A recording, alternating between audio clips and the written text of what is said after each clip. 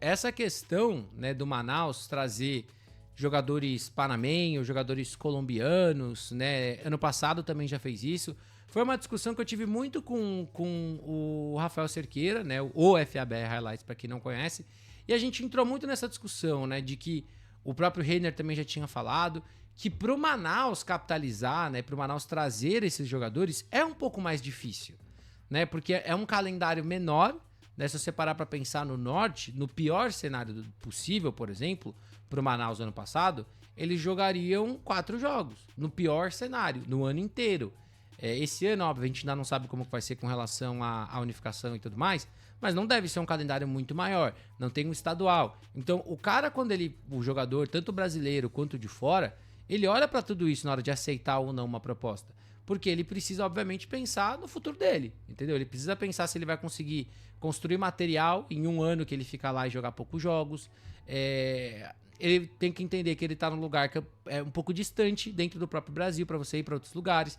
E a gente sabe que tem jogadores que gostam de ir para lugares mais turísticos, lugares que você consiga fazer mais coisas, né? Eu nunca fui para Manaus, eu não posso falar, mas deve ter uma diferença ali, principalmente para você viajar. A gente sabe que tanto para entrar quanto para sair de Manaus é um pouco mais complicado, né? Segundo os próprios jogadores, segundo os próprios caras que jogam lá, ou que já passaram por lá, ou que já tiveram que ir até lá jogar.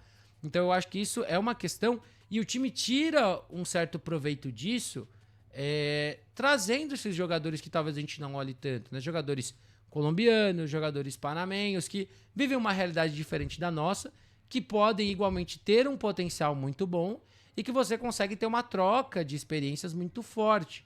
Né? Ano passado, eu não lembro qual jogador tinha sido, mas tinha sido um jogador que tinha ido bem no Sul-Americano, né? Um colombiano.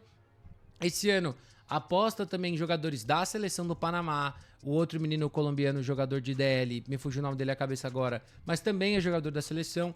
Então você tá trazendo nomes que são jogadores bons lá, entendeu? São jogadores bons, com calibre lá. Se eles vão se dar certo no Brasil, se o nível do Brasil vai se adequar a eles, ou se eles vão se adequar ao nível, ou se eles vão se passar muito, só o tempo vai dizer. Tem alguns que a gente gosta mais do que outros? Sim, pra mim o Gavidia, de todos que eles apresentaram, pra mim ele é o melhor. Mas a gente nunca sabe. A gente pode ver algum outro aí se destacando muito, jogando muito a mais, jogando muito acima.